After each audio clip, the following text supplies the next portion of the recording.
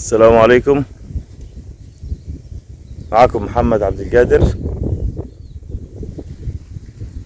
احنا النهاردة في وادي نطرون بنصور 45 فدان ملك في وادي نطرون.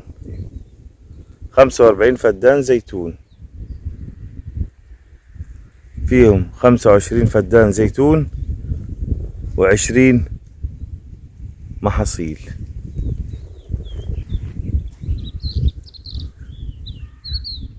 أرض فيها مية بيرين، وفيها محول كهرباء 100.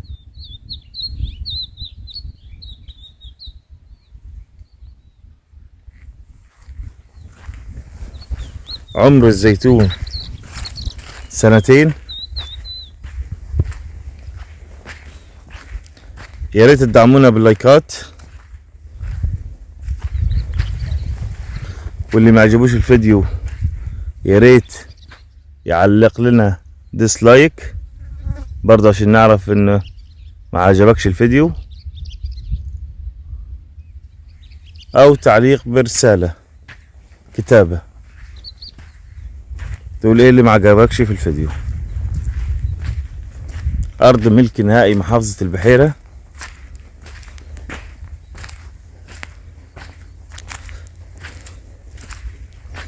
مطلوب 250,000 للفدان الواحد.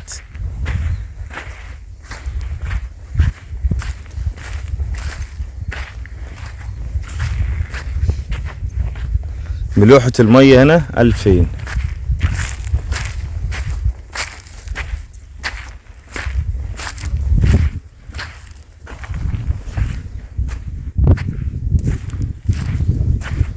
في ناس كتير بتكلمنا على أراضي زيتون. النهاردة معانا حوالي 5 مزارع نازلين نصوروهم كلهم زيتون.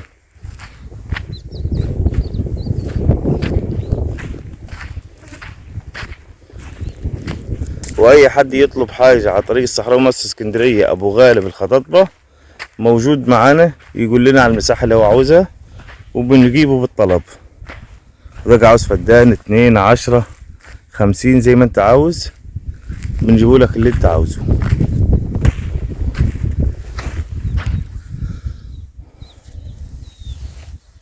المبنى ده جامع، والارض متصورة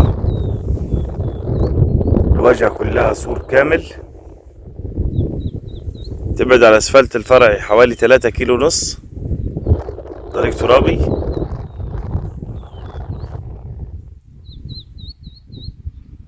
الاستراحة خاصة بالعمال، وفيها مخزن والجامع.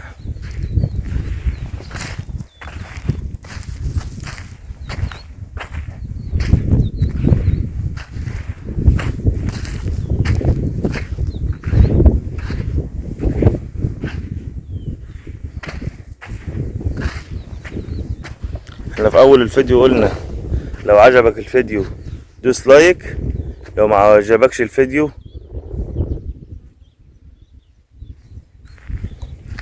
اعمل لنا تعليق ان الفيديو ما عجبكش،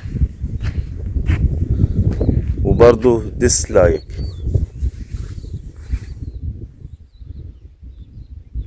ارض كويسة وتربة رملية. زيتون فيه اهمال شوية، بس عاوز خرطوم تاني، خرطوم واحد للزيتون ما ينفعش. فيها مشايات، فيها نخل بلح، بس الاساس زيتون، يعني نخل بلح مش كتير. الكهرباء دي، خط الكهرباء اللي هناك ده اللي انتوا شايفينه ده برا الارض.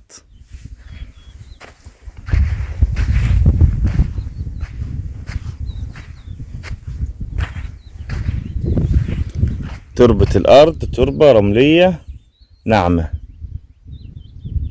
زيتون ماشي زي ما انتوا شايفين، بسم الله ما شاء الله، ربنا يبارك لصاحبها.